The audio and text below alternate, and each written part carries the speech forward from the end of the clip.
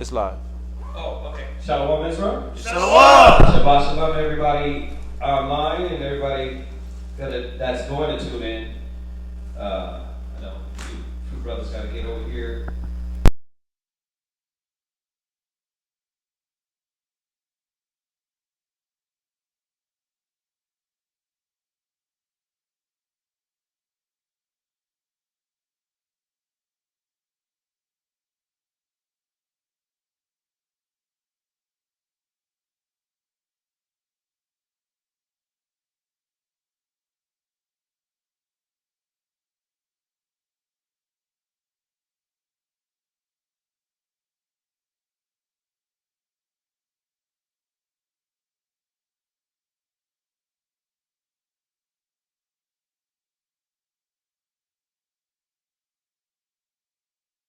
The mic ain't working? Yeah, it's trying to see. Okay, never mind. Let's start this over. Is it working now? No. It's probably testing. Did you put the mic one into the mic thing? Oh, I think I heard you just now. Okay, there you go. Oh. So yeah, now it's working. Yeah, let me see. What you talking about? I mean, I hear you. Yeah, I hear you now. Okay. It sounds like a little zzz comes behind it. Oh, that's it? Yeah. Yeah, the mic thing is in the mic thing. Yeah, it's in the mic one. Maybe take this charger. All right, take the charger. Let's see what happens. Let's see. If you still get that buzz.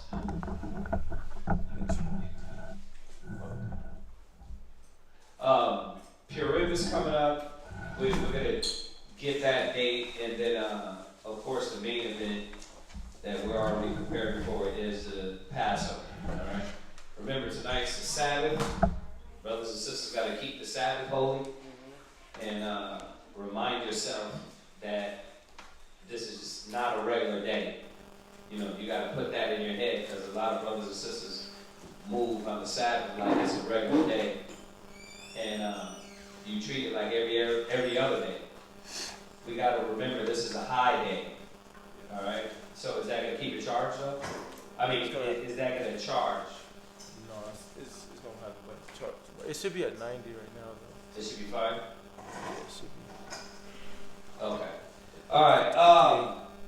It's at 58. I know we got a few.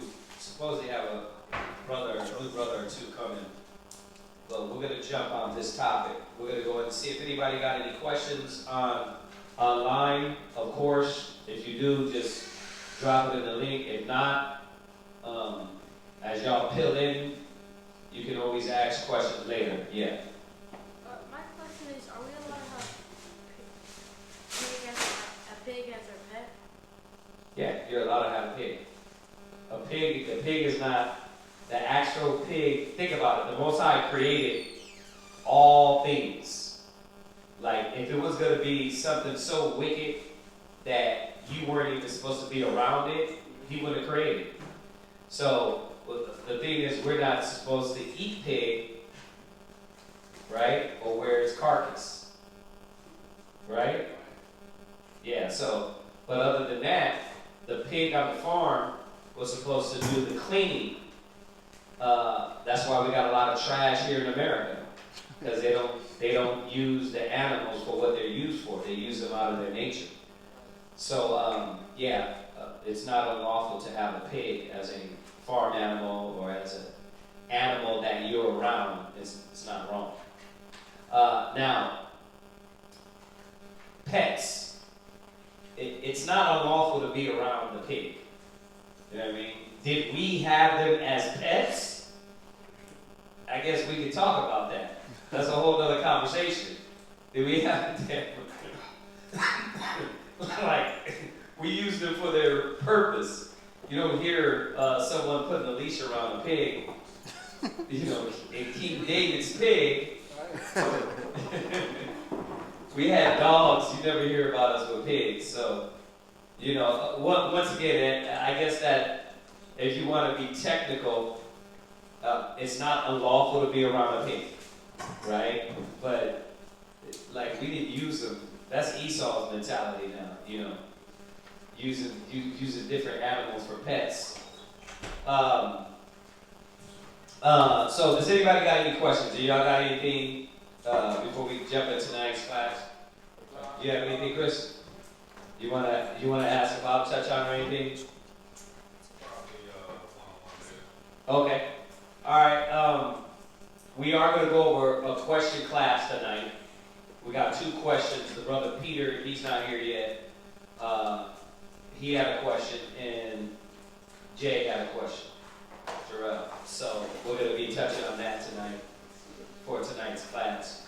We try to keep on up. I don't want these questions to linger too long, so we try to answer these questions as best and quick as possible. He's asked us a while back, and we just haven't got on it. Did anybody else have any quick questions or that we need to touch on? No? Okay. All right. Shalom, brother. Shalom. How you doing? All right. So what we're doing is just opening it up to make sure nobody has any questions before we go into tonight's class. Did you have any questions, Don? No, sir. No? Okay. All right. Well, if you, at any time, just raise your hand. It's all good. Just raise your hand and we'll touch on it. So, like I said, we're going over 2 questions that, one from the brother Peter, he hasn't made it yet.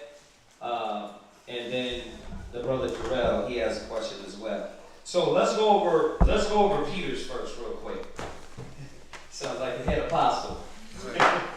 The brother Peter, he had a question in Matthew, the 15th chapter. So let's touch over that one real quick, and then we'll go into the next question that the brother had, Jarrell had. So we're going to touch on that Matthew's. Was Peter coming tonight, or was he going to get his question answered online? We got to check that, because I do have a question on this question. Like, what part of this Matthew 15, like, was he wanting to be edified on?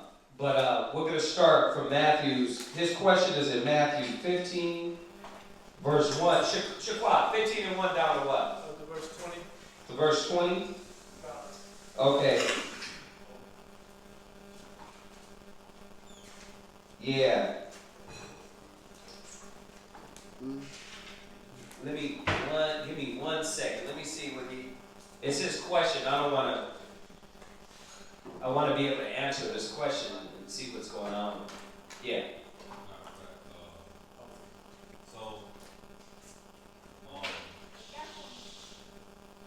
Say you're trying to work on patience. Uh-huh. We're trying to go through, work on long suffering for real. And she's not as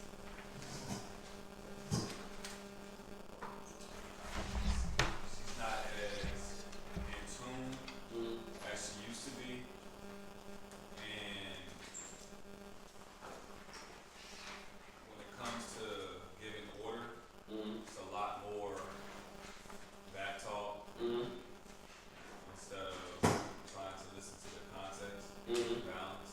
And then when it's taken to the book, it's voiced upon as if,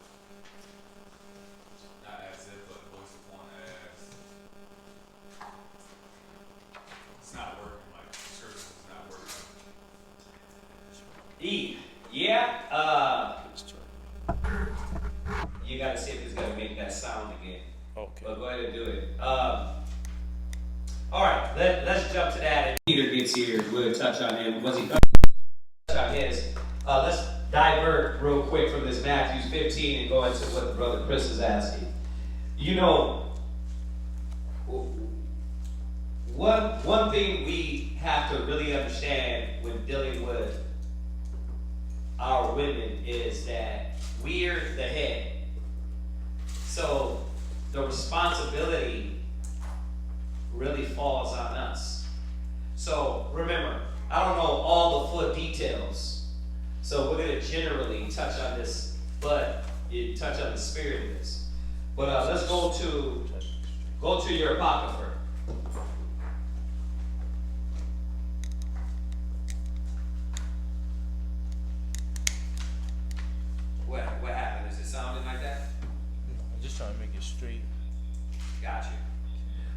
Go to Ecclesiastes 9:1 real quick. Come.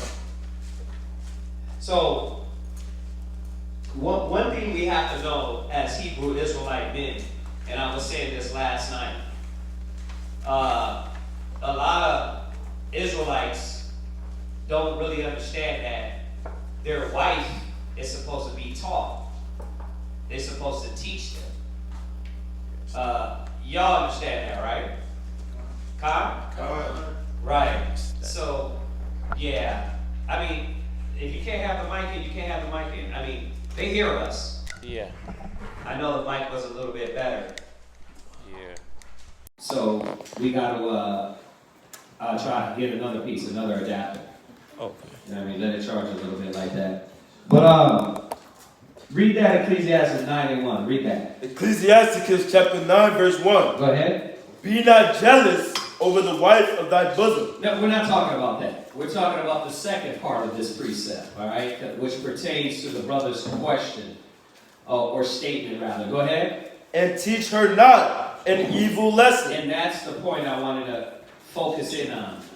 That in order for your rib to stay on point where you want her to stay on point, it's got to start with your standard. Women, they watch us, right? If one day you a crimp and the next day you a blood, right? They're going to know, oh, yeah, that Hebrew Israelite thing, he's probably going to be off of that any minute. So it's important that your standard is the example of unrelentless dedication and to where they can't speak against you. Like speaking for myself, my ribs know me for 20-something years. They never can say, oh, you know what? One day he was smoking weed. One day he was, you know what? He didn't care about the book, studying, reading the Most High. It's a standard that has to be kept. And I know it's in our face, but we got to bear the responsibility first, because if not, we don't understand that you can dilute the individual next to you. You know what I mean? You can weaken their zeal, a young brother or sister. So that's why it says, teach them not an evil lesson, because remember, you're walking and they're going to look at you. You're the man of the house. But if you're the man of the house and you're supposed to get things in order, and you're not consistently in class, and you're not consistently learning, and you're not consistently in the book, then how are you going to require it of somebody else? So, once again, I know it's a touchy point, but I wouldn't be real with you if I didn't show you that it first starts with us. It starts with us. So what happens is, when they start to see our faith waver, or our actions not stay to the standard, they what? Come on, and that's life with everything. Oh, you ain't serious about that anyway. They're going to move in that mold, and it's going to be harder for you to get that weak brother or sister back in line. Once again, let's take it off of your question about your rib, right? Let's deal with anything, anybody. Let's deal with anybody in the body. And you're around them, and you see them do something that's questionable from what they committed and said they're about. You're automatically going to be like, no, you ain't serious. You're not serious. That's going to give them an outlook about you like that. Oh, that's not real. So this mind state is just not a woman. It's anybody, right? So I'm saying that to say you got to ask yourself, along this path and this road, was there something that you weren't consistent in, that it messed with her head and said, well, I don't got to take what you're not taking it serious, so I'm not going to take it serious, right? So go for that. Go to Proverbs 27. Was it 17? Proverbs 27:17. So just a reminder, we are the standard.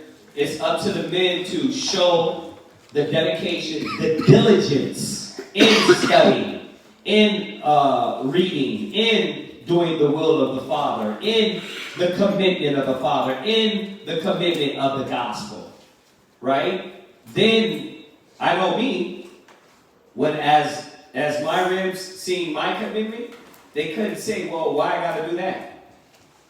When I was like, listen, let's go get those brothers a ride, grab them. They just said, well, I'm pregnant, I can't do that, because they see my dedication. You know what I mean? Nah, this is the charity, this is the work, this is the commitment. And then the more and more you commit, they're ready to be like, shit, you're doing it. Like, let's be real about this. How many of us was in the world, whether you were selling weed, you was a rapper, you was a break dancer, you was a whatever you did, you got that one woman that seen what you was doing and was riding with you. She'll ride with you if you're consistent in that. But as soon as you start wavering and you're not serious and you're transformed or you're doubtful, she's going to be like, I can't believe in it.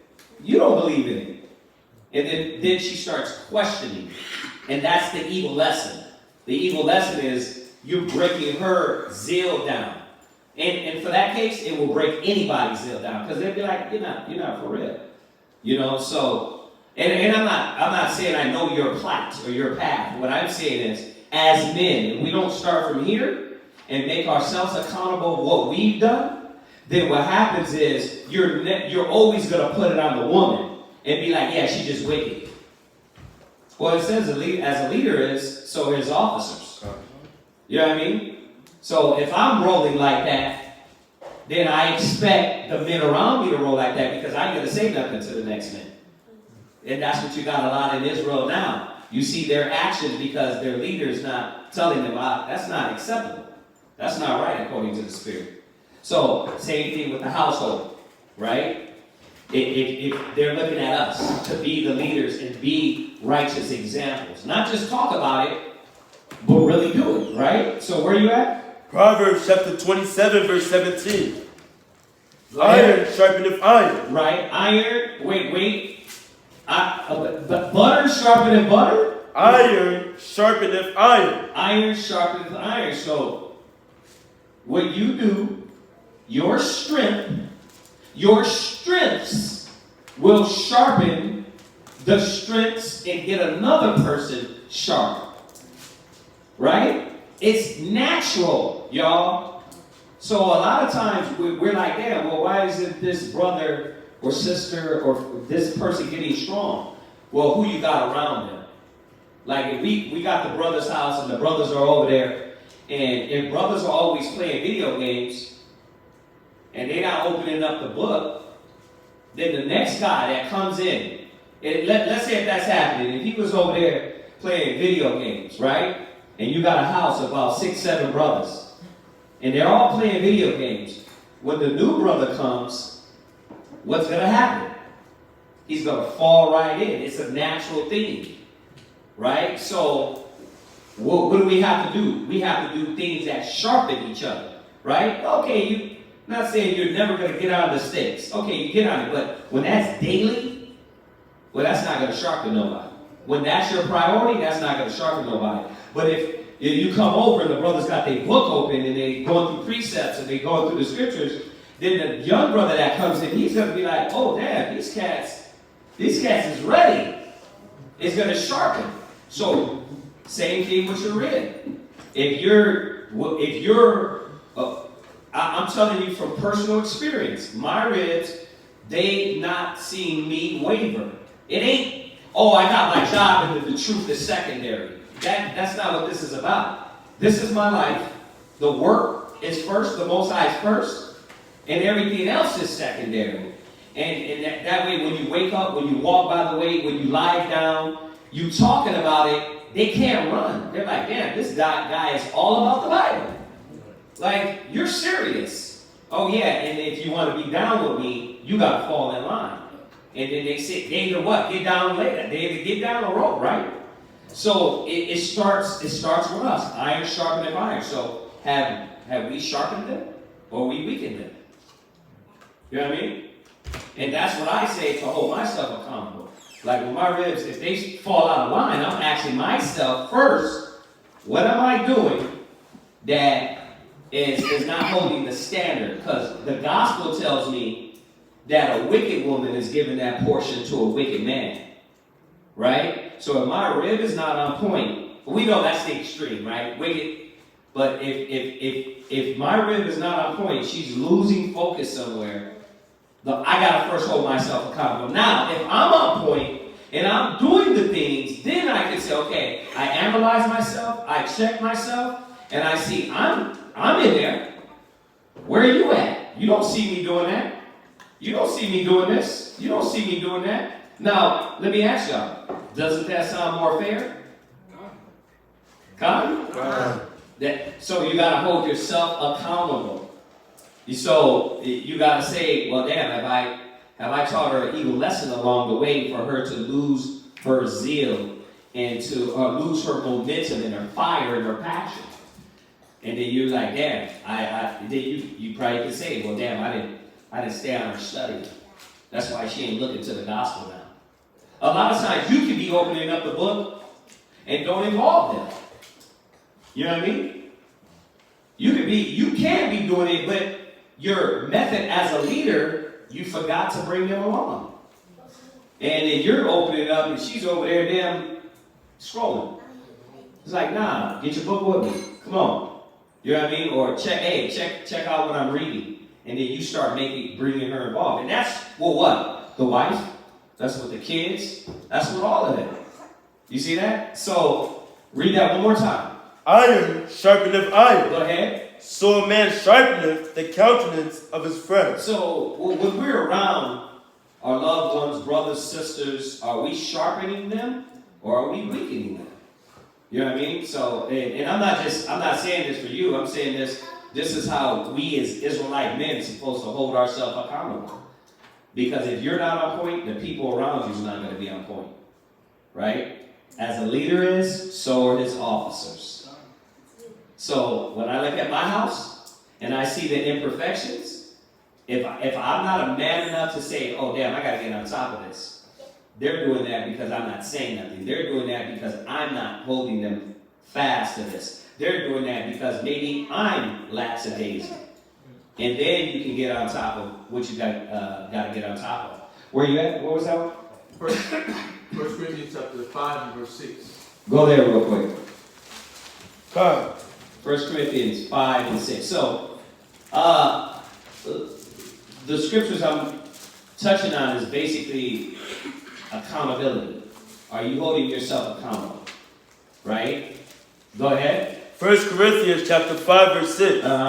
Your glorying is not good. Know ye not that a little leaven leaveneth the whole lump? Okay. So what's the point of this? A little leaven leaveneth the whole lump. Well, he's not speaking in a good context. He's showing you a little weakness, a little negativity, a little doubt. Right? Why do you think, man, when you go back to Joshua and Judges, and when we went to war, they didn't want to take the cowards. Right? Because they would do what? They would weaken everybody around us. Right? That's why the scripture says what? Don't take a coward to war. Because he's pissing on himself and you putting the fear in everybody else. Right? So, I'm thinking as a leader of my house, right? Of the nation. And I'm saying to myself, damn, have I held to the commitment and standard so my rib can see a strong example? Because if the little leaven leaveneth the whole lump, that means that a little wickedness, a little weakness, a little strength.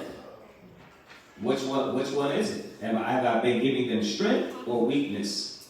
And then you can say, okay, if you're truthful with yourself, you can go back and say, okay, maybe this is why she isn't on point like she needed to be, right? Now, if you're saying you've been on point and you got a rib that's just disgruntled, that's a whole other thing too.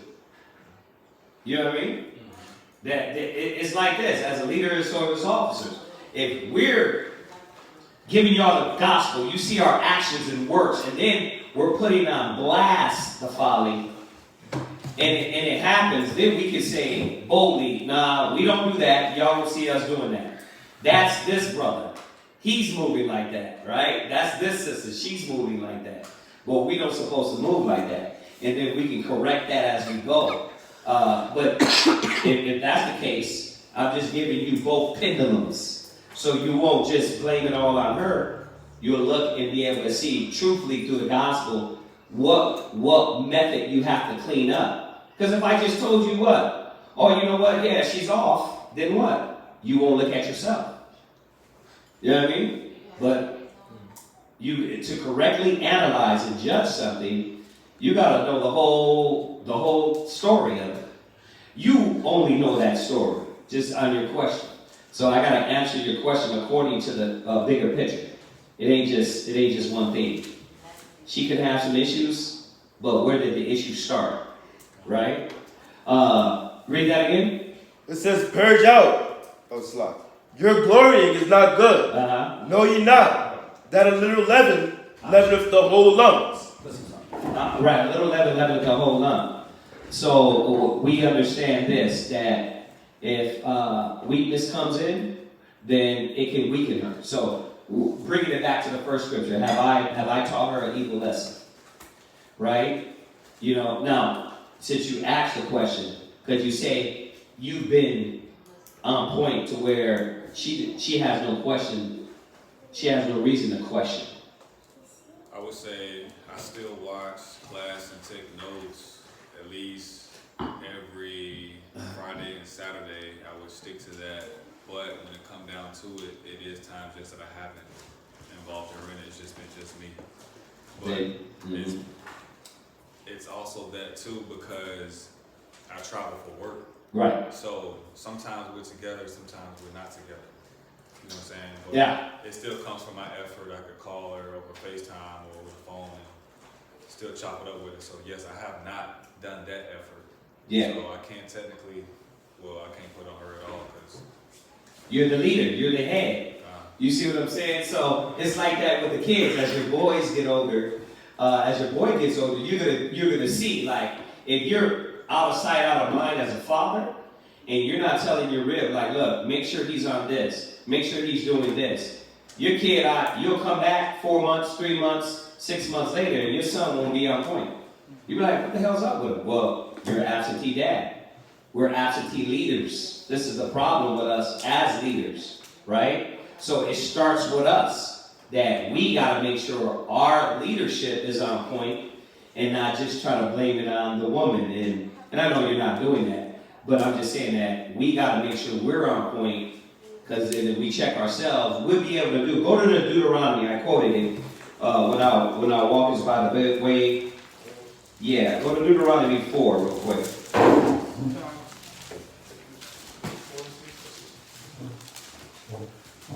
Let's see. Deuteronomy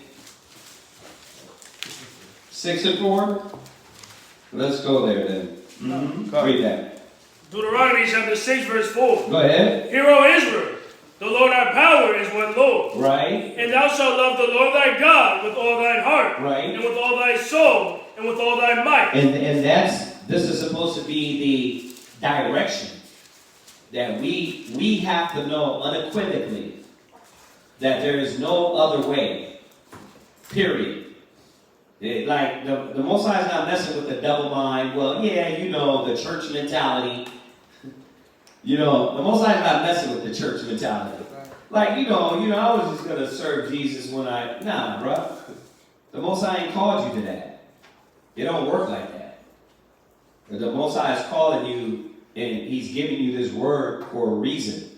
Go ahead. And these words, which I command thee this day, Go ahead. shall be in thine heart. They should be in your heart. Go ahead. And thou shalt teach them diligently. See, we gotta be what? Teach them diligently. Right. We shall teach them what? Diligently. We shall teach them diligently. Right? And that's, we gotta be aware of that. Like, as my kids too. I mean, bruh, it's hard to keep hold of everybody, but you got to. You can't be the guy to where, your daughter's slipping, she's just scrolling her life away because she's the middle daughter, right? And you're on the other kids and you miss. Nah, you got to be aware. You're a leader now, right? So you got to be on law. What you read, what do you study? Stay off that. Let's get on this. Let's get your mind right. Bruh, when I grew up, I finally understood what it was to have a woman and have kids. It wasn't just me putting my pee-pee in something and just, I got kids. Nah, it's responsibility, especially as a Hebrew Israelite man. We have to know that. Hold that. Where are you at? Proverbs chapter 12, verse 24. Go read that one real quick. Proverbs 12 and 24. We're going to jump back to this other one. Don't let it go. Read that. Proverbs chapter 12, verse 24. The hand of the diligent shall bear rule. The hand of the diligent shall do what? Bear rule. Shall do what? Bear rule. Shall do what? Bear rule. See? And that's the fact. The fact of it is that the diligent will bear rule. Go ahead. But the slothful, but the lazy-minded, go ahead, shall be under tribute. You're going to be a slave. And what are you a slave to? A lot of times you're a slave to your laziness. You're a slave to your mistakes. Right? You'll see it. But the diligent, the brother or sister that's on top of it, going back to the brother's question, when you're on top of your house, you will see your house will flourish. Your rib will flourish. The scripture psalm says that you be planted by the tree, by the river. The tree planted by the rivers of living water. And you'll see those roots grow. And then you start to see your kids grow up. You know what I mean? And they're like, oh, Dad, where's my fridges at? That's how I knew. I was on point when I looked at my son. And he's like 4, like, Dad, can I get in class? That wasn't a gun to his head. It wasn't a gun to his head. It wasn't, look, we got to get to class. You're coming to class with me. Get you. Come right now. Nah, it was a natural thing instilled into him. To where he was like, well, where's my friends? How can I get in class? But what does it take? It takes us being diligent, and then you start to see your rib and your kids diligent. Right? Jump back to Deuteronomy. And thou shalt teach them diligently. Well, what you got? This is just the definition of bear. It says to support or sustain without sinking or yielding, to endure as a man can bear severe pain or calamity, to sustain without to sustain with propitiation. It's basically saying like you produce strength. Okay. So you're bearing it and you're producing strength. Proportionate strength. So you know how to distribute your strength. Got you. Yeah. All right, go ahead. Unto thy children. Right. You see that? Is this making sense? Deuteronomy 6 and 7. That's where you're at, right? Come. Read that. And thou shalt teach them diligently unto thy children. Right. And shalt talk of them when thou sittest in thine house. So what are you talking about? What are we talking about? Like when you talk to them, are we still doing the worldly things? We talking about video games. We talking about the Snapchats. We talking about the Instagrams, or we talking about the gospel? Well, you talk about the Bible all the time. Yes, it's either going to be the scriptures, or it's going to be some TikToks, some video games, it's going to be some monotonous stuff. Right. So you do have to be diligent to be aware that, okay, 90% of the time, I'm going to be politicking with them about wisdom. What's up with this life, right? This world, as they get older, women, how the gospel fits in with women. It's a work. Like literally, you're doing this daily, and then with your rib, you gotta know what. Oh, okay. Consciously, you have to know. I'm her leader. Okay, so where does she lack at, and what does she need? Am I talking about it? Or am I still on, yeah, baby, you look good? Right? Yeah, the frivolous worldly text, like we teenagers. You know what I mean? Like, it's you still not talking about nothing. No context or nothing. Nah, everything got to come back to now, oh, wait a minute. I'm aware now I'm enlightened, so now I gotta be what? Shalom. Did you read today? Read what? The scriptures. Well, I don't know where to start. Well, okay, here, start with this chapter. Well, when you finish that, let me know, then we're going to talk about it. You know what? I was reading, da-da-da-da, dee-dee-dee-dee, do-do-do-do. And then now we're politicking about it. We're living the same life. Right? So when you shall teach your children, and you shall talk of them without, do what? Sittest in thine house, Read. and when thou walkest by the way. Right. I had to learn this too. I had to learn this. I've had the truth a long time, but it wasn't until I grew the hell up and I understand that, damn, either I leave my family behind or I bring them along this road with me. So when I'm in the store with my kids, me and my ribs always talk about it because they're in the work. So we have to. That's easy. Because we have to. They tell me what's going on with the sisters, what's going on with the garments, what's going on with this. Oh yeah, I counseled the sister with this. But I had to get them there to that point to where they can be examples for the women, right? It took work. Now I got to do it with my kids. And I'm doing it with my kids little by little by little by little. See? Go ahead. And when thou liest down. Right. And when thou risest up. See? Oh, man, every day? When you what? When thou liest down. Every day?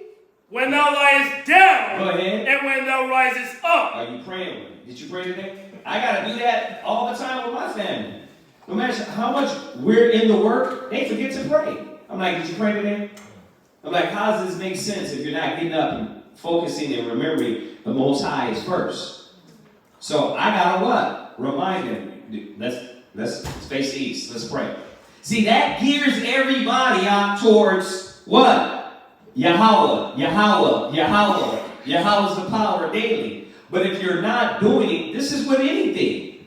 When we live like the white man, and it's about work and job, and then you come home in the bread, and then Jesus comes in on Sundays, bro, we're going to lose it. We're going to lose our families. We're going to end up back again, Negroes, West Indians, Haitians, and Dominicans, and not Hebrew Israelites. So it's got to be a conscious awareness of what we're doing as leaders, as husbands. Go ahead. And thou shalt bind them for a sign upon thine head. So yeah, you should bind them for a sign on your head. So what are you doing? Right? You got to get them involved. What's in your mind is going to grab them and get them involved. Go ahead. And they shall be as frontlets between thine eyes. And that was the law, statutes, commandments. That was the conversations. This is what we're supposed to be talking about. So it's very important. Go to Ecclesiastes 27:3. One of our favorite ones, right? One of our favorite ones. Ecclesiasticus chapter 27, verse 3. Go ahead. Unless a man hold himself diligently in the fear of the Lord, his house shall soon be overthrown. See? Read it one more time. Come on. Unless a man hold himself diligently in the fear of the Lord, his house shall soon be overthrown. Right. So how do I get my rib and my kids in order in line?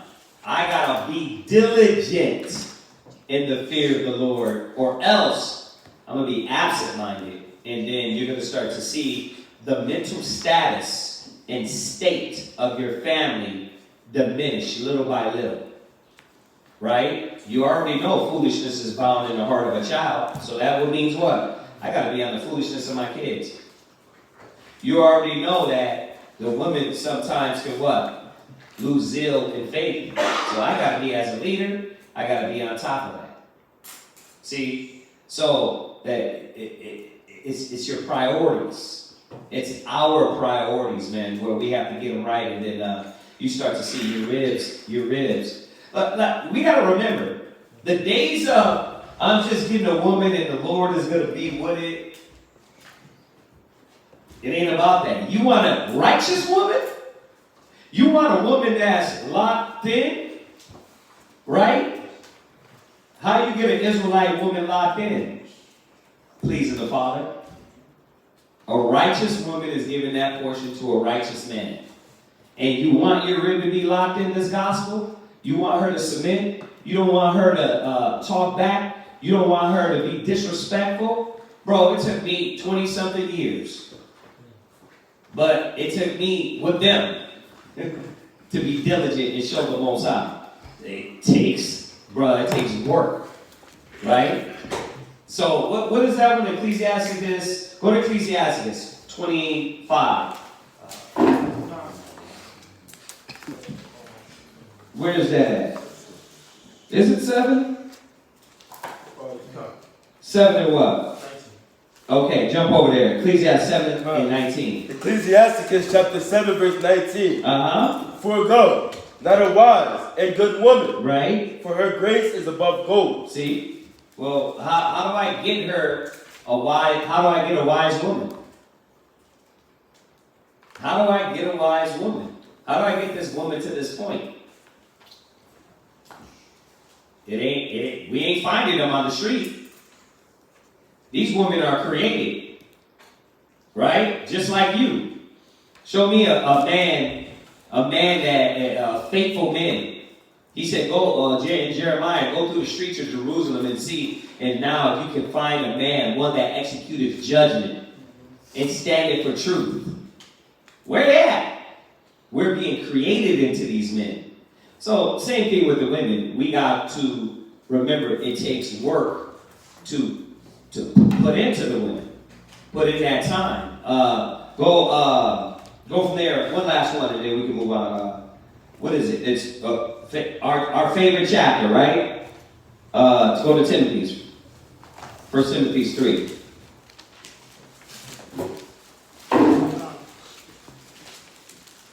Read that.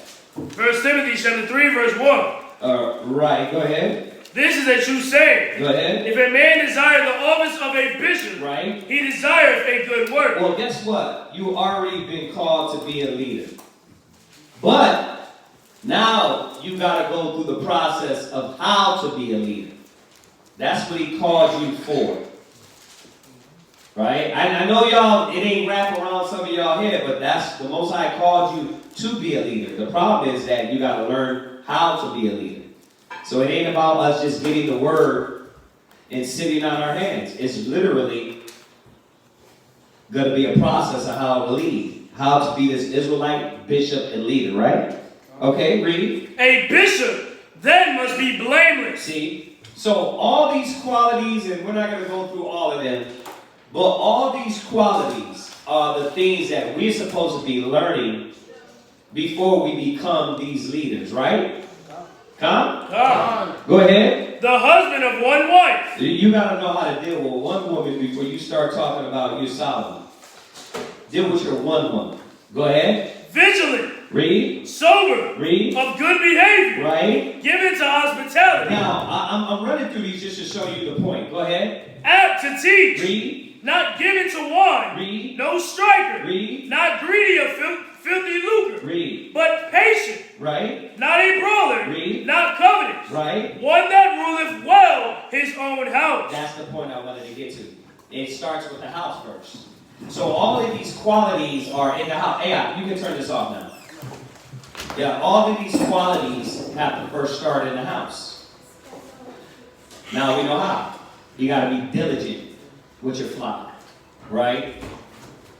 Start looking at your wife, your kids as a flock, and then you start saying, okay, this is what the Most High want me to get in order, and then I'm going to be ready better for the body. Because if I don't know how to do it at home, then I'm definitely not going to know how to do it in the church of the Father. Right? I mean, does that help a little bit? I know yeah, Chris? I have to go in that direction because we got to hold ourselves accountable first. And then you're going to see that you can be clear when you judge and say, nah, I've been handling my business. She just ludicrous, crazy, out of order, or don't want to submit. Then you can make a clear-cut judgment and be able to say, nah, I'm not doing those things. You know? She's tripping. How do you deal with a rib that's out of order and tripping? You see? Then that would be another subject. You know? So you gotta, right now, be patient. Be patient. Go back and reestablish the foundation. The foundation is Yahweh Shai, right? You gotta be diligent with that foundation. You establish that foundation on and say, you know what? It's not you. I'm going to give you the benefit of the doubt. That's what I would tell her. I'm going to give you the benefit of the doubt.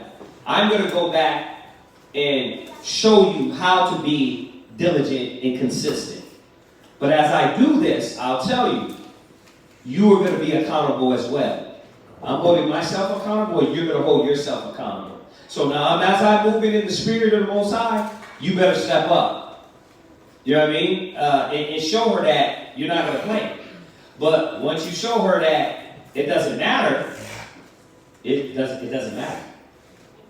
You see what I'm saying? When you show her it doesn't matter to women. They're like, you're going to be with me anyway, so you ain't going to leave me. I can be out of order all I want. You got to show her, no, it does matter. This is what type of woman I want. This is what the type of woman the Most High said to look for you to be, and I want you to step up to be that woman. Right? There it is. That's how you got to deal with her. Or else she's going to continue to do what? I don't gotta read. I don't gotta study. I don't gotta act right. So yeah. Any other questions on that? All right. So we're gonna go to the question Peter had real quick. Matthew's 15th chapter, right? Matthew's 15, and you can clarify. It literally from 1 to 20. Yeah. Okay. All right. Let's do that real quick. Go ahead. Matthew chapter 15, verse 1. Then came to Yahushua, scribes and Pharisees, which were of Jerusalem, saying. Right, so we know who the scribes and Pharisees are, right? Con. Okay, the scribes were supposed to have known the law. The Pharisees were supposed to be doctors in the law. But you start to see the character defects in these individuals because that's all they were.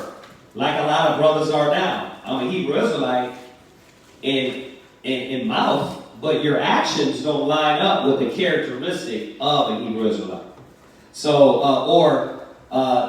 you're going to see a lot of them, they put everything on the Sabbath.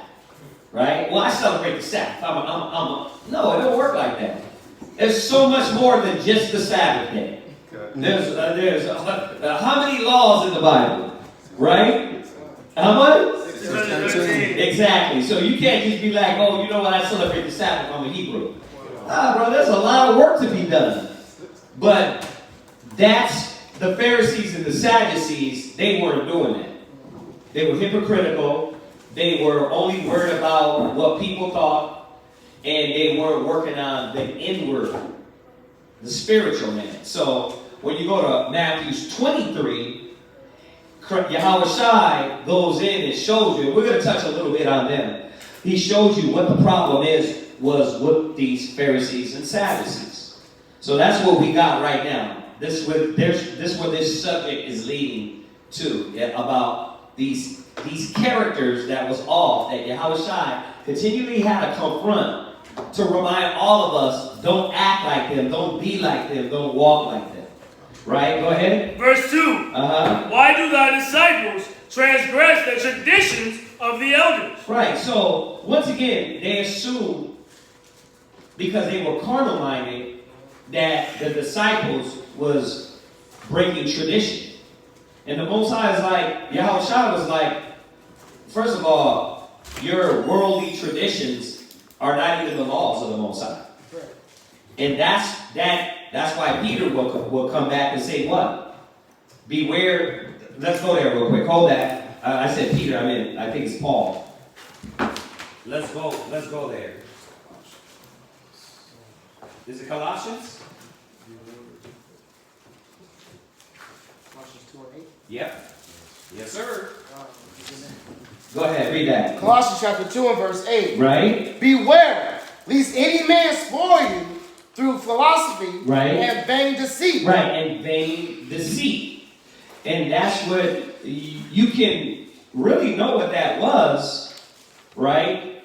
When you start to look at the traditions of the Pharisees and Sadducees, right? You can start to see that a lot more. So Paul, remember, he came back and took the mantle from Yahushua and ran with it. Because everything Yahushua was on, Paul came back and took that mantle and brought it all the way to our attention, right? Especially with the Pharisees and Sadducees. Especially because he was always checking them, right? That's what a lot of people don't understand. A lot of these conversations were to them, the hypocrites, right? Go ahead. After the traditions of men. Right, after the traditions of men. Go ahead. After the rudiments of the world. Right. And not after Christ. Right, so Yahushua was reminding us, the Most High was reminding us not to follow the tradition, right? As far as these things that really ain't going to lock you in the spirit, right? Go back to Matthew 15. Come. Go ahead. Why do thy disciples transgress the traditions of the elders? Right. For they wash not their hands. Yeah, like washing your hands is the focus right now. And that's what these cats didn't understand, that like, they're so carnal-minded, you're worried about washing their hands, but you guys are filthy as hell. He said they were open sepulchres, right? They're like graves, right? Dead bodies on the inside, clean on the outside. So he was constantly reminding, you're not even on what you're supposed to be learning. So that you're on this tradition of washing your hands, and then he goes on, read on. For they wash not their hands when they eat bread. Right. But he answered and said unto them, why do ye also transgress the commandment of the Most High? See, so a lot of times Yahushua came back and was very facetious when dealing with these people. Like, okay, if this is about washing hands, then why do you transgress the thing that matters most?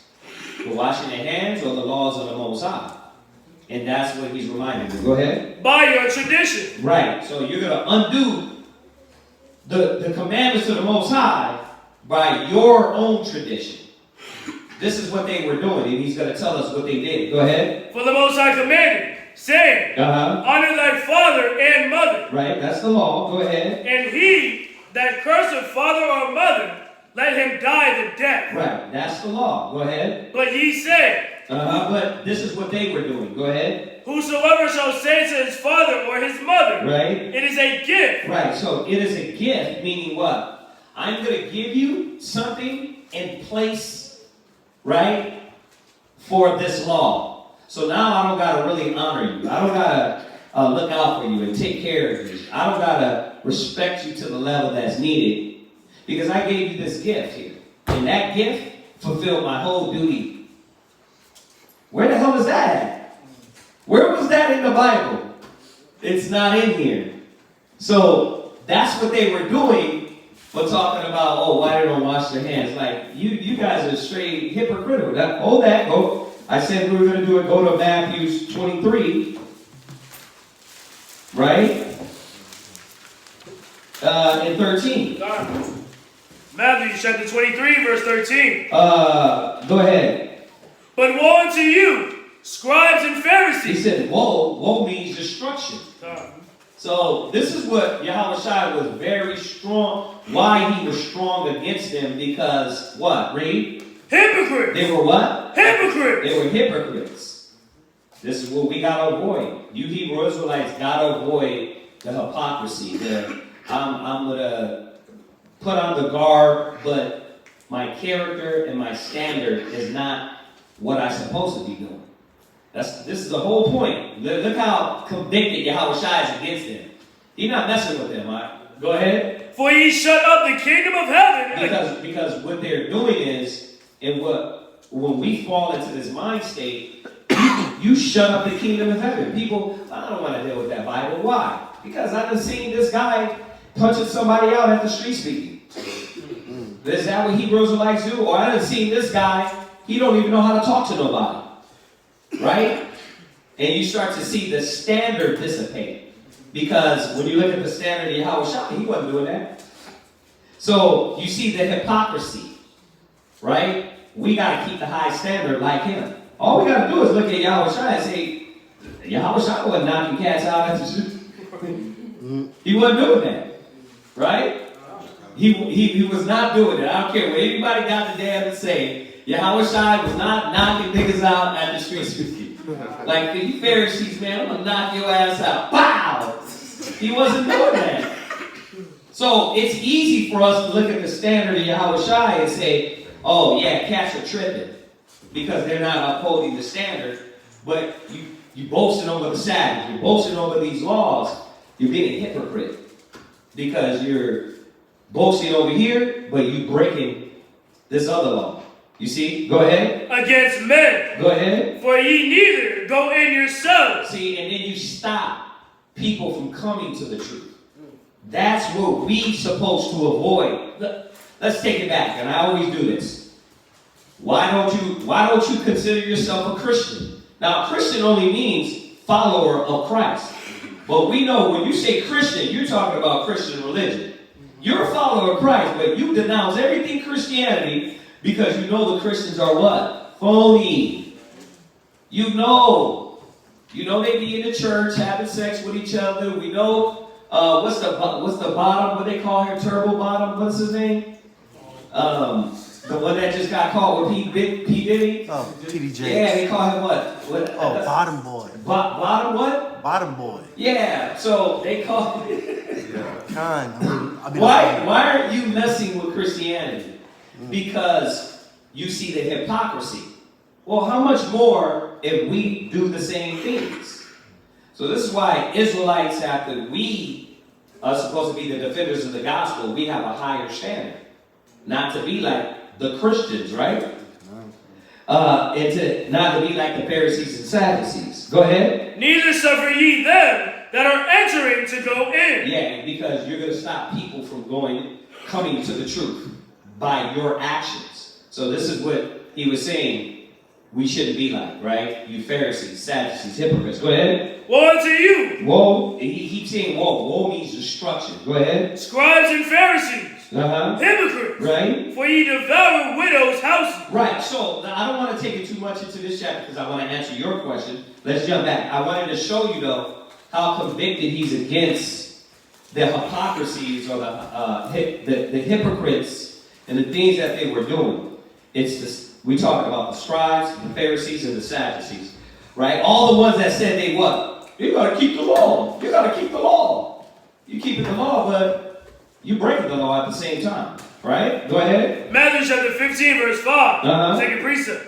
It is a gift by whatsoever thou mightest be profited by me. Okay, so they will undo the commandment by giving their mother and father a gift. That's wicked. You can't undo the commandment. You got to honor your father and your mother. If your mama needs you, be there, right? Well, what about if she's out of order? That's fine. But because she's out of order, you're not going to take in the groceries? You're not going to help her with the light bill? You know what I mean? My lights get called. Mama, you still celebrate Christmas, wicked ass mom. I ain't got nothing to do. You're going to be like, Mom, calm. Let me shoot you some money to help you out, right? Yeah, she might be off, but she's still your mom, right? She's still your dad. So you can't say, well, I'm not helping mom because she's wicked. Now, if she's doing dope and drugs, that's another thing, but she needs help with the lights. You know what I mean? You're going to help her. You're going to obey according to the laws, right? Go ahead. Verse 6. And honor not his father or his mother. He shall be free. Right. See, he's free from that because this gift that he's given. This is what they were doing back then. Go ahead. Thus have ye made the commandment of the Most High of none effect by your traditions. See, by your traditions. And that's what they were doing. Not only with one thing, they were doing this in many different areas, but yet they had everybody else standing on the law. They had everybody else thinking they're the what? They're the law keepers. They're the lawgivers. Right? Remember, these is Levites. These is ones that were holding the gospel. They would be the preachers today. They would be us today. right? Or I would say the bad of us, right? Because we don't supposed to be like this. Go ahead. Ye hypocrites. Right? Well did Isaiah prophesy of you, right? Saying, this people drove nigh unto me with their mouth. So what were they known for? This people drove nigh unto me with their mouth. He's telling you what was going on with the scribes and Pharisees. A lot of talk. Well, I believe in Jesus. Jesus is in my heart. Same Christianity talk, right? But their actions weren't meeting up. Oh yeah, bro, I keep the Sabbath. Right? Yeah, you keep the Sabbath but you arguing with another brother online and acting like your enemies. You don't know how to deal with your rib and your kids. Oh, you don't, bro, weren't you vaping the other day? Like, how you vaping and you a Hebrew? Like, you supposed to know that if you vape, everybody else is going to vape. Right? If you're doing this, everybody else thinks the priest can do these things. Right? You're supposed to know these things. Oh, you're a drunk. Right? So, you got to see that that's what they were doing. And like I said in Matthew 23, people don't want to mess with that. They're like, wait a minute, that's why I don't mess with religion. Because everybody says one thing, right? How many times you talk to people and they say that? Well, that's why I don't mess with the Bible.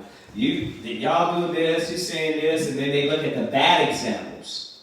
Well, we got to be the good examples, right? Go ahead.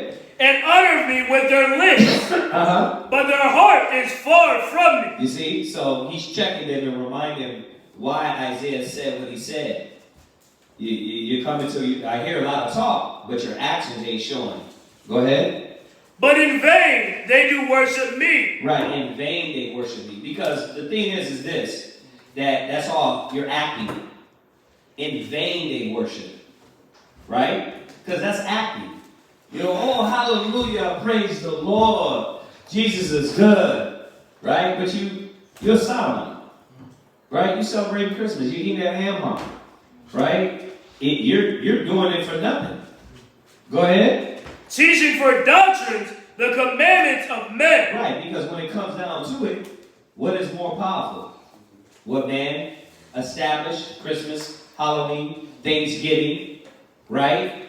And then, I'm going to say it again, a lot of us transcend over here to, well, I just keep the Sabbath.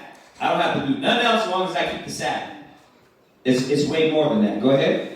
Verse 10. And he called the multitude and said unto them, hear and understand. Right. Not that which goeth into the mouth defileth a man. Right. But that which cometh out of the mouth. Right. So it's not what goes into the mouth. Is what come out. Now, we know Christianity uses that to say that got something to do with food. Right? Well, first of all, everything Yahushua was speaking of was in the law.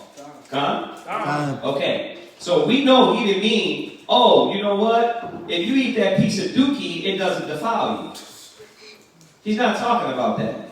He's talking about the meats that we eat. The lawful meats that we eat. Why are you worried about that defiling you more than the things that are already in your mind? Right? This is what he's saying. And we went over this actually scripture. Let's go again over it. The one you put yesterday. What proceed? Is it? No. But you went over the one that goes into a little depth. Or actually it was REI. 15. Oh, no, it's actually down, isn't it? Yeah, and you know what? It's going to go into it. Go ahead. Go ahead. This defileth a man. Go ahead. Verse 12. Go ahead. Then came his disciples and said unto him, yeah. Knowest thou that the Pharisees were offended after they heard this saying? Well, of course they were. Because Yahushua wasn't playing with them. He was trying to show all of us that, look, he's not messing with these guys. Why? Because they're doing more hurt with the law. They're doing more hurt to the nation. Go ahead.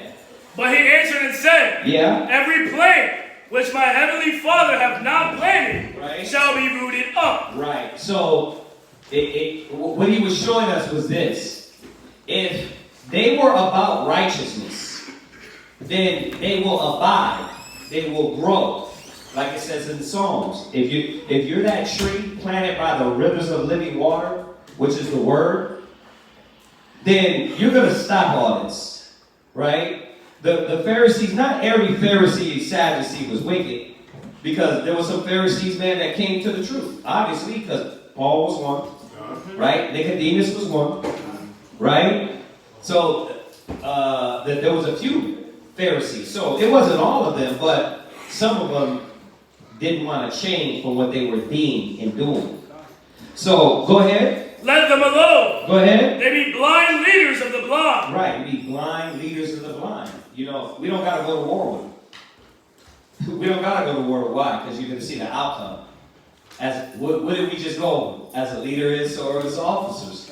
Right? You see those antics and mayhem and folly. All we can do is stay in our lane and don't add to that folly. Right? Be the example. Go ahead. And if the blind lead the blind, go ahead, both shall fall into the ditch. Right. He's saying let them be. Right? Because the Spirit is going to reveal what they're about. Go ahead. Then answered Peter and said unto him, Declare unto us this parable. Go ahead. And Yahushua said, Are ye also yet without understanding? Go ahead. Do not ye yet understand that whatsoever entereth in at the mouth goeth into the belly? Right. So what you put in your mouth goes into your stomach. Go ahead. And is cast out into the draught. Right. And the draught, talking about you use the restroom. Go ahead. But those things which proceed out of the mouth come forth from the heart. And that's what it was about. It's like you're worried about unwashing hands and not understanding how your mind ain't washed. Like, do you see all the negative that you entertain? And that was the point. You're worried about, you're posting the Sabbath or you're saying the pork, but your whole mind and your thought process is defiled. So you're standing on the law wrong. Because if you were going to stand on the law and its righteousness, let's keep the Sabbath day the right way, in the spirit of the Most High. Let's not eat that pork in the spirit of the Most High. So this is what he was trying to show all of us in return by ripping into the Pharisees and the Sadducees. It's not what goes into you. It's not your unwashed hands. It's what's really in your damn mind, right? Go ahead. And they defile the man. Right. For out of the heart. For out of your mind. This is what you're supposed to be checking. Right? You're supposed to be watching what? Read. For out of the heart proceed evil thoughts. See, what about the negative thinking? What about the negative thinking? You can't forgive. You can't let go. Well, I'm going to forgive, but I'm not forgetting. And you ain't forgiving. See that? You want to bring Scarface mentality to the truth. It don't say that. If I'm going to forgive you, I got to forgive you. Because if not, I'm going to have it says, an evil eye against you. And suspect you to do something wrong. So I got to what? I got to forgive you. But that negative mind, we try to drag worldly thinking into the truth. It don't work like that. You know what I mean? You got to give that person a chance and let their actions show forth. And I'm just touching on one thing based on, we know evil thoughts, how much evil thoughts are in men. We're all men. But all these thoughts we have to fight against. Go ahead. Murders. Yeah. And he tells you in Matthew 5 about what got you to this point of murder. You hated a brother. You were angry with a brother. You were angry with a sister. That's what you're supposed to be checking. Your anger. What got you to this point you wanted to murder and kill somebody? You let the sun go down in your wrath. Exactly. Go ahead. Adultery. Right. Well, he told us in Matthew 5 again. Before he even turned into adultery, you were supposed to know the rules. That a man is not supposed to talk with another man's woman. You're not supposed to sit with another man's wife. Right, you're not supposed to gaze upon her for her beauty, but because you didn't know these things, what happened? Now you already like, well, it's just we in love. We meant for each other though. Like, bro, you're in adultery, brother. That's that man's wife. You see that? So these are the things he's just reminding us, the things that really matter is what's in us, right? Yes, you're going to wear your fringes. Barakatah Yahweh. But if these things are in you, what does the fringes? What's the point of the fringes? You committed adultery with fringes on. right? You got murder mentality with fringes on. What's the point of the fringes then? It's no point. The whole point of the fringes was to remind us of the law. The scriptures say the law is spiritual. So then, if you were really in the spirit, you would know, damn, I gotta act like I'm portraying and representing. Right? Go ahead. Fornications. Right, fornications. Right? That's another thing. Well, I made her my rib, but you had you got 10 ribs. You jumping from woman to woman to woman, now it's fornication. That's not women. That's not wives. You just banging everything inside. Go ahead. Thefts. Right, thefts, you thieving. They're the devil, you can do that, brother. The scriptures tell you not to be a thief, not to leave that alone. You know what I mean? Good credit card scamming Israelites. Brother, the scriptures say leave that alone. Use the world, don't abuse it. Right? Go ahead. False witness. The false witness. And I always talk about this. When you're on Facebook and you jumping in everybody's drama. Yeah, I didn't like that, brother, anyway, so I'm going to say something. Right, you bear false witness. You weren't even there. What do we tell brothers in here? Shut up, stay in your lane, and move forward. You don't know what's going on over there. You know what I mean? Just because it's another school and you don't like this or that, you ain't got nothing to do with that. You know what I mean? Don't put yourself in a situation that you're going to bear false witness. But you see all these things that the Pharisees were doing, as we do it now. How many brothers and sisters, man, will be online with their head wrap, with their fringes, jumping in other people's drama? It's like, that's not the spirit, excuse me. Go ahead, read on. Blasphemies. Right, blasphemies. And then you start doing insane things, and you blaspheme the word of the Most High. I mean, does it make sense so far? What's going on here? He's focusing in on the hypocrisies of the Pharisees and the Sadducees in this chapter. Go ahead. These are the things which defile a man. Right. Those are the things you got to worry about. You worried about the wrong things. You see? And when you go into the Pharisees, what time is it? We're probably going to answer your question next time. But because once we get in your question, that's going to be another hour and a half. But go back to Matthew 22. Just on his 23. Go back to Matthew 23. Just we'll ride with this question a little bit. And if anybody got any questions, it ended up being a question class, feel free to ask. Okay. All right. Read that Matthew 23. Jump up to 3. Matthew chapter 23 and verse 3. Go ahead. All therefore, whatsoever they bid you observe, that observe and do, but do not ye after their words. See, you see that? That, all they say, the question says? Yeah, but I do have. Not on this. Not on this, okay. Go ahead, read it again. Come. All therefore, whatsoever they bid you observe. Go ahead. And that observe and do. Right, because what they're saying is correct. The law, statutes, commandments, right? Come. Follow that. Go ahead. But do not ye after their words. So watch. Don't follow their actions. And that's what we gotta be very aware of. Even as we're growing and getting better and trying to be more righteous, you gotta remember to covet the best gifts. Right? Don't pick up our brother's weaknesses. You know what I mean? Pick up our brother's strengths. Right? It's very important to understand that. And I tell you that, being in the truth for a while, and really understanding that, pick up on each other's good gifts. You know what I mean? Because we be around each other, we do all this together, brothers and sisters, but we know that men fall short, women fall short. So you got to just focus in on the good things and the best things of each other, right? And then all the other things, we're not saying we letting them get away. Obviously, y'all know that. We're correcting them as we go forward, right? Go ahead. For they say and not do. See? So watch that. That's what type of person we don't want to be. We don't want to be these cats. We definitely don't want to be these cats. We got to run from this mind state, this logic, how they act, how they move. We can't be that. you're going to bring yourself to destruction. Go ahead. Come on. For they bind heavy burdens and grievous to be borne. Go ahead. And they lay them on men's shoulders. Right. But they themselves will not move them with one of their fingers. Yeah, they put all the law out there, the strenuous parts, and they won't even give you the understanding of the law. You know what I mean? They won't even give you the real wisdom of the law. And that's why Yahushua came and gave us the understanding of the law. Right? So the law wouldn't weigh on us so much to crush us.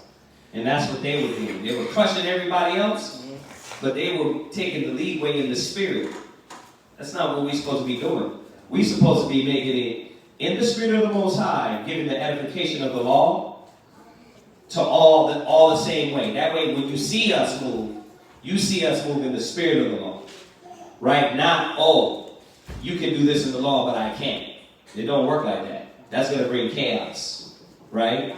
Go ahead. But all their works they do, right, for to be seen of men. Right, and see, you got to watch that. I'm doing it for clicks. And I'm going to say this. Shame on brothers that started their whole thing like that. I'm going to do it for clicks. I'm going to talk about my elders. I'm going to talk about brothers before. Now that I got a crazy following, well, you build it off of what? I want to be seen. I want to be noticed. For what? Of men? Clicks?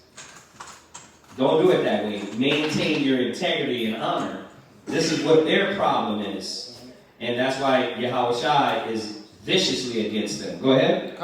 They make broad their phylacteries. Yeah, the phylacteries are where there was a little box they will put on their head and put the law into it. You know, they still do it nowadays, right? And brothers will do what? Get the widest fringes, the biggest garments, right? That doesn't mean anything at the end of the day. We should know that.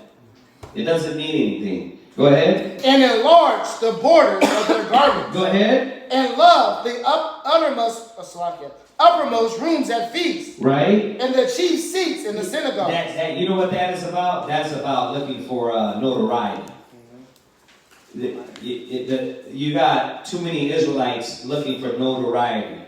Like, if you're really about the Most High, well, then you do it the right way. You sit, you learn, you learn what it is to be a priest, and then you wait till the Most High gives you the honor, right? Not, oh, you know what, I just want to be seen, I want to be known.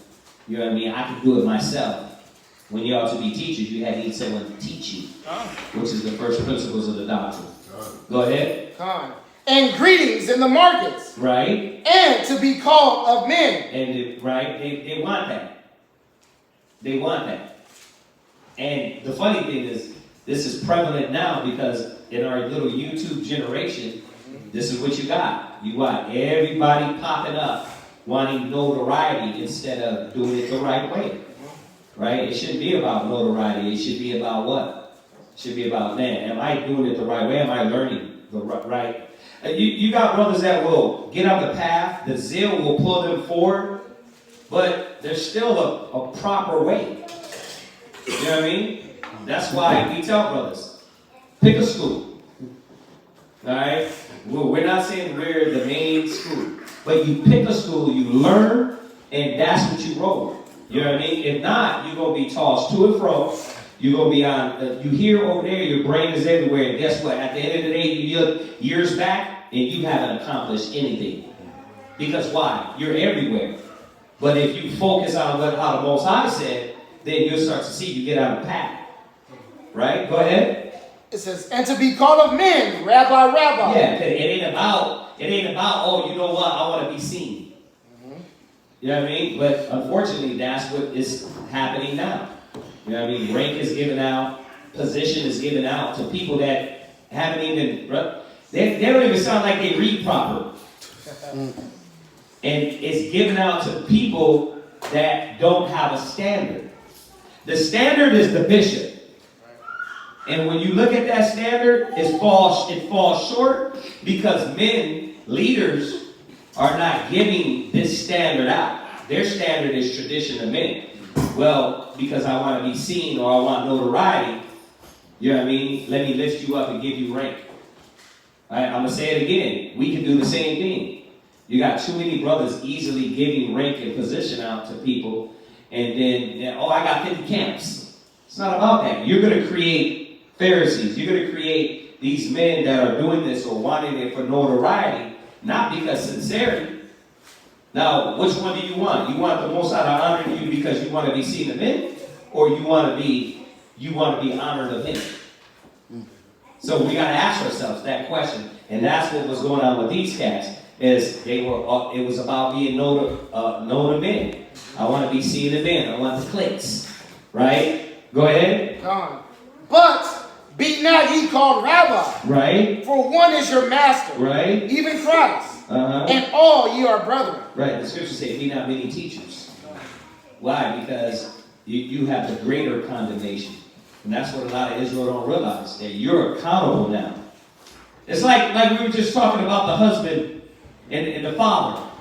Right, you ain't escaping that. Like, once you get that rib and you start having those kids, what happens? You single brothers better take your time. Because once you get the rib, once you get the kids, now you what? Your ass is accountable. And she gonna look at you like, I'm watching. Your kids gonna look at you like, Daddy, what you doing? And if you're the BC father, the guy that, you always right when you're wrong, you're gonna lead your family into damn destruction. I guarantee it. You're gonna lead your family into destruction. So, once again, whatever arena, we got to take the accountability and not be these hypocrites. Right? Go ahead. And call no man your father upon the earth. For one is your father, which is in heaven. Right. And y'all know where that was adopted to. The Roman Catholic Church, father, and that mentality. And not really, these cats really not taking on the position of leaders. These cats weren't real leaders. Because it's sure you hear there, they wanted to be seen of men. It was only about position. It was only about what they could get. And it wasn't about true leadership and commitment to the people. Go ahead. Neither be ye called masters. Right. For one is your master, even Christ. But he that is greatest among you. Right. Now think about it. Do you look after this? Have you read anywhere in the Bible where a brother was called a master, teacher? Yeah, you do.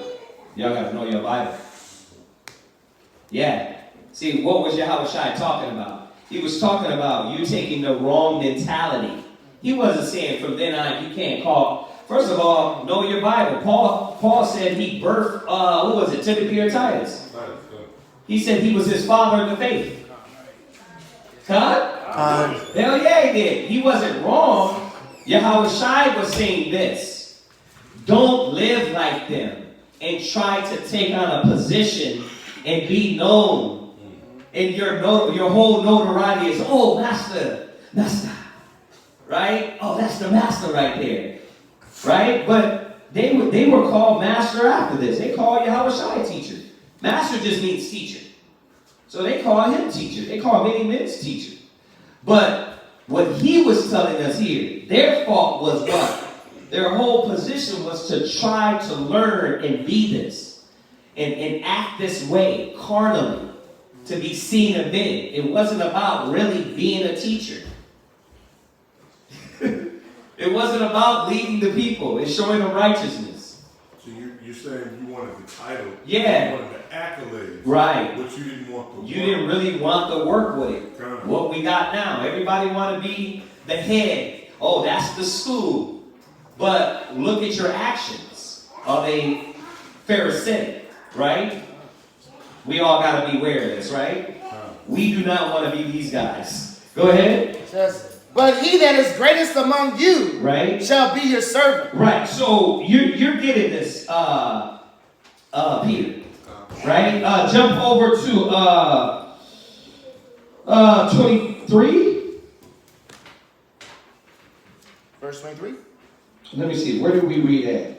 We read that. We kind of read some of this before, didn't I? Jump down to verse 16. Verse 16.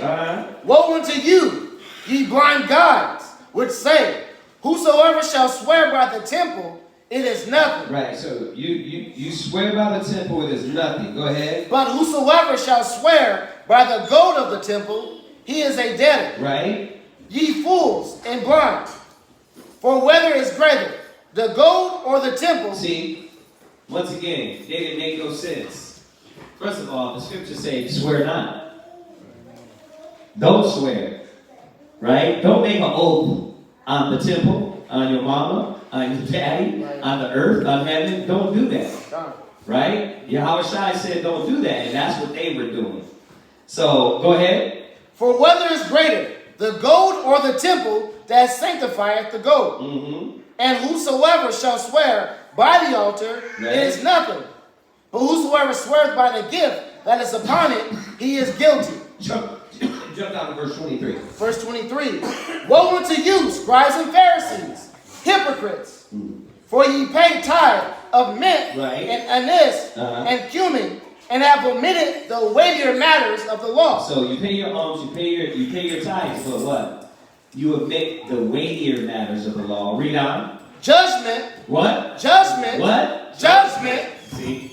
So what? You pay your alms. So what? You give. So what? You wear your fringes.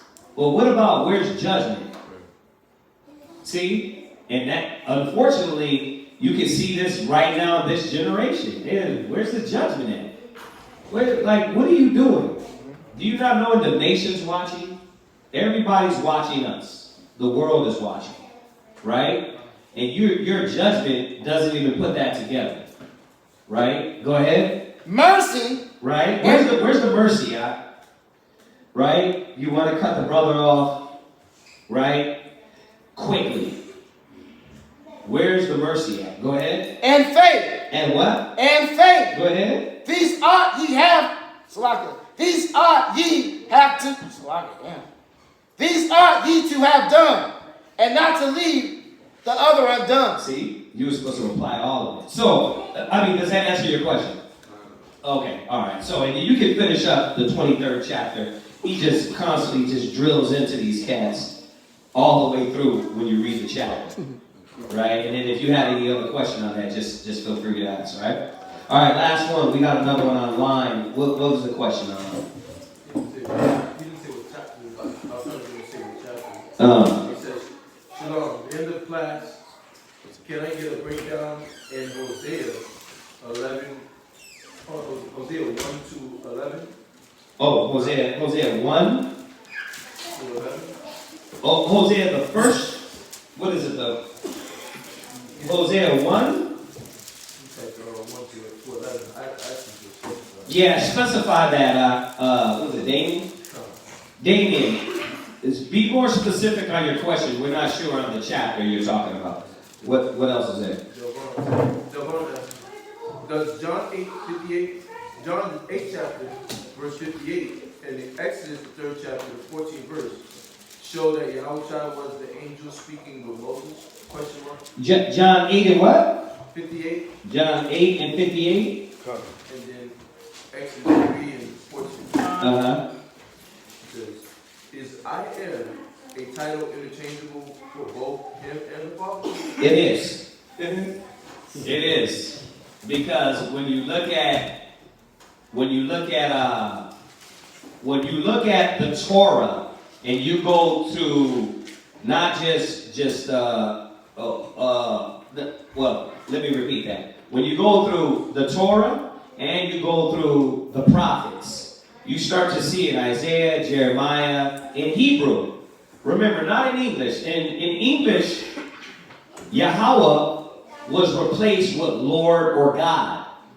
So when you start to read in Hebrew, which this is a good book, good Hebrew one, that replaces the word back. The complete Jewish Bible, it'll replace the Most High's name properly. But even when you read that in context, right, of these different chapters, majority of the time, we know from the scriptures that no man have seen God at any time, nor heard his voice. So when it refers to Lord, or the Most High spake, who is that? Yahweh Shai. Yahushua speaking for the Most High. And then when it speaks about angels, it'll tell you, oh, an angel spake. But majority of the time, it is Yahushua when you see that Lord or God. And the problem is the English gets in the way of that. So you are absolutely right. Just to answer the brother Delron's question. All right, what else? All right, we're waiting on the brother Damien. It is that time. We got 13 more minutes. Did you have anything now? Any questions you have? Okay, Peter, you good? And then we'll get to that question Tuesday. And his goal is a little more extensive on the law, on the 5 sets of the law. So we're going to go over that Tuesday. You know, he wants to know about the moral laws, civil laws, dietary laws, which is a good question. And I think that'd be something you can touch on Tuesday if you're still here. He's probably going to be here. All right, we're waiting for the brother Damien online to answer that. What do you say? Okay, Shalom, can you help me to understand Hosea? You put the number 1 and 2, 11, because Hosea is the tribe of Levi.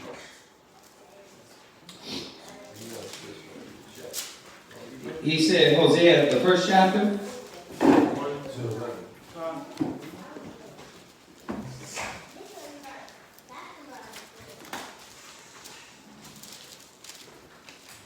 Hosea 1 and 1 down to 11. That's what he's saying, right?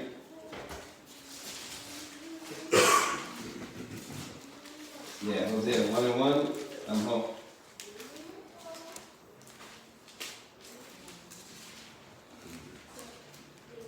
Could be what?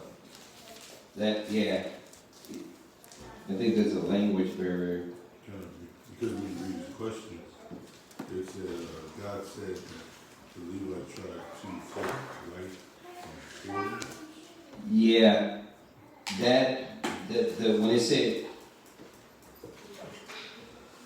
yeah, you gotta ask him in the text, what is he meaning?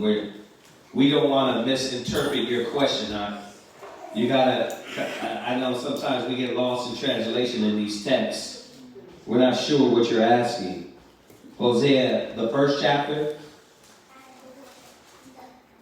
1 down to the 11th verse is what you're asking?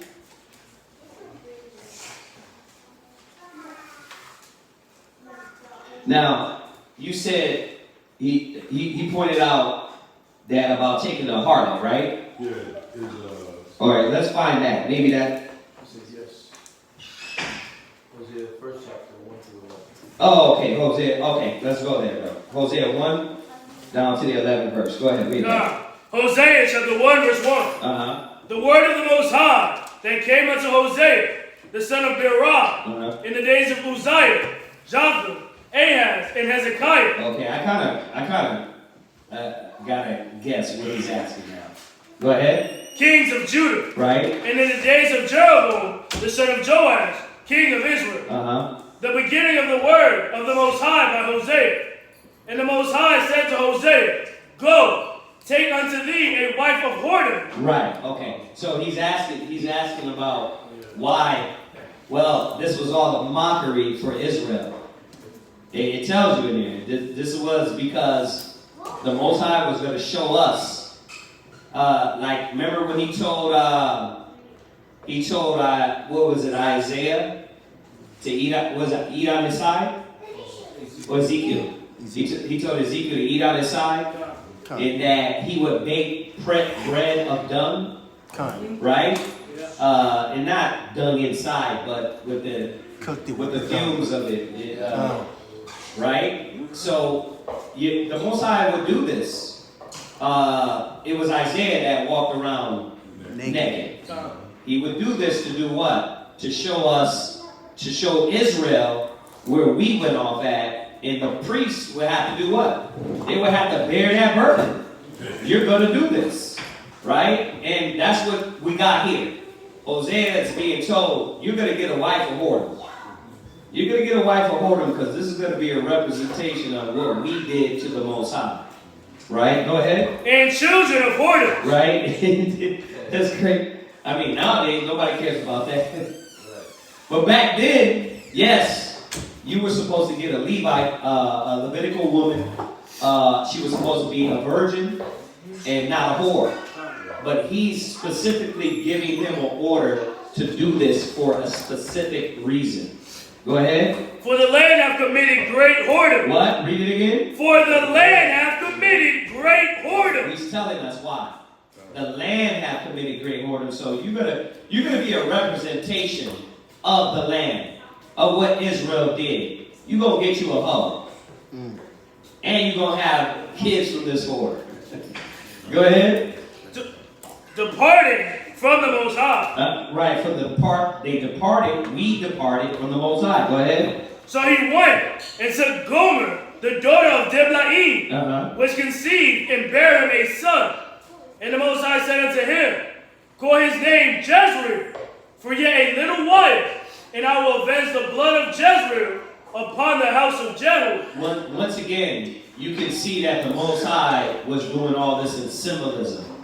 You know, just as he did with Isaiah, Ezekiel, Jeremiah, right? A lot of it was symbolic to represent the nation of Israel, right? When you go back to that Jeremiah 3, and he talks about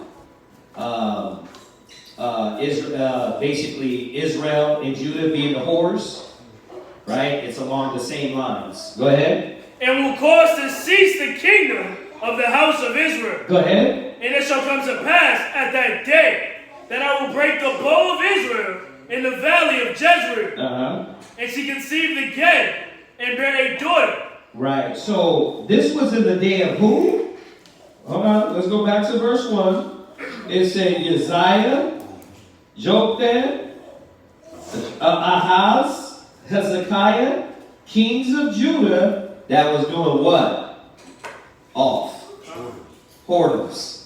So remember, if y'all been in Sabbath morning class, we've been talking about this a lot. But as we get into Samuel's and we get into the Kings, we're gonna once again refresh over this, that during this time, these kings, they were from king to king, they were doing something that was off. So that's what's going on here. Go ahead, read down. Verse 6. And she conceived again and bare a daughter. And the Most High said unto him, call her name Leruhamah. For I will no more have mercy upon the house of Israel. So La'ah Ramah. So no mercy. No having obtained mercy. No having obtained mercy. So remember, you're having kids, and the Most High says, okay, you're gonna have this kid, you're gonna name him this. Remember, Hosea wasn't like, look, why gotta have him? Why my son gotta be named No Mercy? Right? He was like, this is what I'm gonna do. You know what I mean? Well, when you gotta walk that life, there ain't gonna be no questioning, oh, you know why I gotta do it. You know that's what you were called for. And you start to see that with Hosea and all the, whether the minor prophets or the main prophets, like these cats stood and stepped up to the calling. Go ahead. But I will utterly take them away. When you look at, I was just looking at the biblical timeline. This wasn't just a short time period. This was 33 years in the making. So from the time of, who was it? Uzziah, all the way to Hezekiah, right before Manasseh. This was 33 years of just Israel committing whoredom. So the Most High had good reason to put this on us. Yeah. Yes, sir. All right, go ahead. Verse 7. But I will have mercy upon the house of Judah. Right. And will save them by the Most High, by the Lord their power. Right. And will not save them by bow, nor by sword, nor by battle. Right, because what that was about was the Most High showing that He's the power. Like, it's not going to happen the way y'all think. This is what He was dealing with these different kings in Israel and Judah. Remember, we got the kingdoms that were split at this time. So you got Israel out of order one time, then you got Judah out of order, right? So it will go back and forth. And that's why the Most High was what? Cutting us off and punishing us. He let us up, then put us in another captivity. From the Assyrian, the Babylonians, the Persian and Medes, and then we just keep going in captivities. Right? Go ahead. By horses, nor by horsemen. Go ahead. Now, when she had weaned Leruhamah, she conceived and bare a son. Then said Yahweh,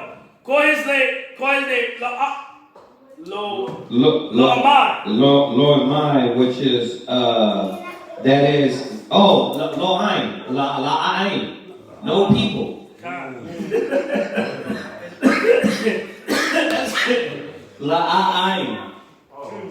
La-aim, right? So, no people.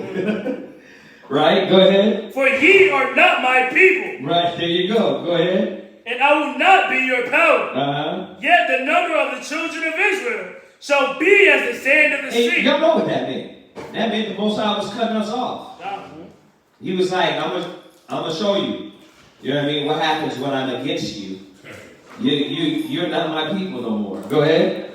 Which cannot be measured nor numbered. Then he comes back and says what? But yet you're gonna be, right? The children of Israel should be as the sand of the sea. You're gonna flourish. And that's what we did. We are no people, but yet we are the people. Right? Like right now, Negroes, West Indians, Haitians, like what is that? No people. But who are we? We're scattered through the four corners of the earth. We're not the minorities, we're the majority. Right? So he said, you're not gonna have me, so it's as though you're nobody, but you're gonna flourish. You're gonna be like the sand of the sea. Go ahead. And it shall come to pass, right, that in the place where it was said unto them, right, ye are not my people. Right, which is where? This is how you know. This is how you know the people of the Lord. See, what they don't understand, the true Jews don't know they're the true Jews. You're barely waking up in 2024. Barely waking up, right? So this doesn't fit the Israelis that are over there and stole your identity. But we are waking up now. In the place where you were thought to be who? An Afro-American, an African-American, a Hispanic, right? All these names. I'm using what they call us, but Seminole Indian is not a name, right? Puerto Rican is not a name. Those are bywords and proverbs, right? Negro is not a name. It's not a nationality. You're being called nobody, right? But in this place where you are called nobodies, go ahead. There it shall be said unto them, right? Ye are the sons of the living power. But in this same place, we're waking up and being told, and where is that? It's not in the land of Israel. Because it tells you in Isaiah, the heathen possess our inheritance. Where are we scattered? Everywhere else. And being looked at as the no people. Right? Let's be real. Let's be real. I've been in the truth a while, and I still look at Israel like, man, like we're done. Right? If it wasn't for the Most High, come on, y'all know what we would be. We'd be rappers. We'd be strippers. We'd be drug dealers. Right? Or how about worse? You just want to be exactly like the white man and just work and just not get involved with anybody. I think that's worse. I prayed the other day, man. I watched this, I've been watching the Vikings. But I was like, man, this dude, Buren, he was one of the Vikings of the Warriors. And I was like, man, I want to go out like a warrior.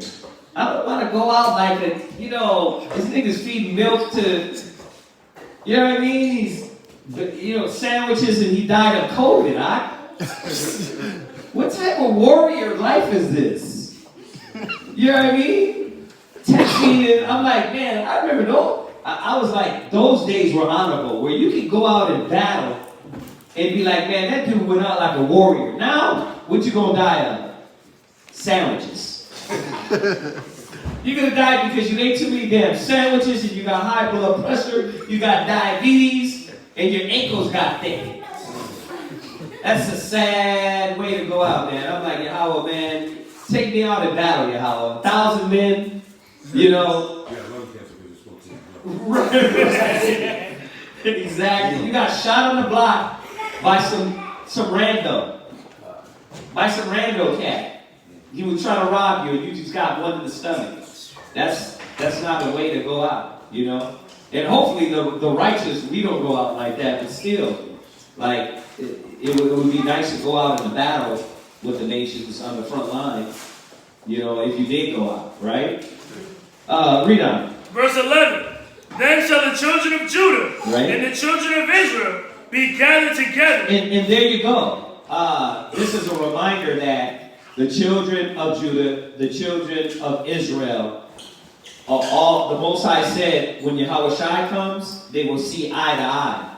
The envy of Judah, right, will cease. It ain't going to be no more this, negro, negrito, black is dirty.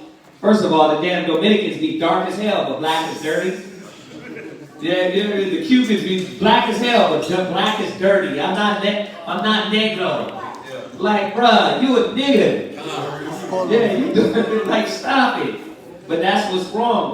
Well, the problem is that a lot of our people been taught to hate their own skin color, their whole own dark skin. You know what I mean? And we know that's Esau.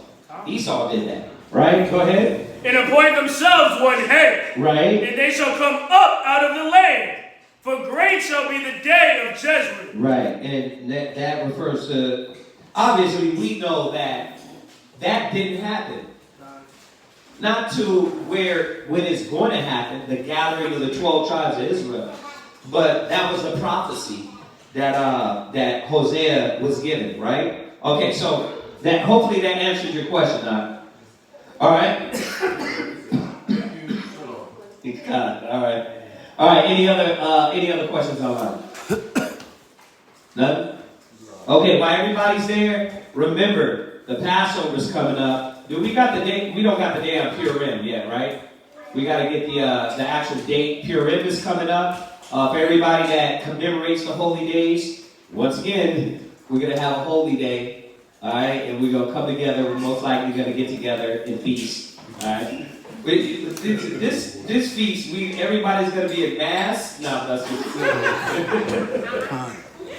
and we're going to be eating damn salads. Man, because that Hanukkah feast, bro, everybody got sick. I think some of us are still sick after that. That is like meat 8 days a week. No, but seriously, Purim is coming up. So look out for that. We'll get y'all the date on that. And then we're all working for the Passover.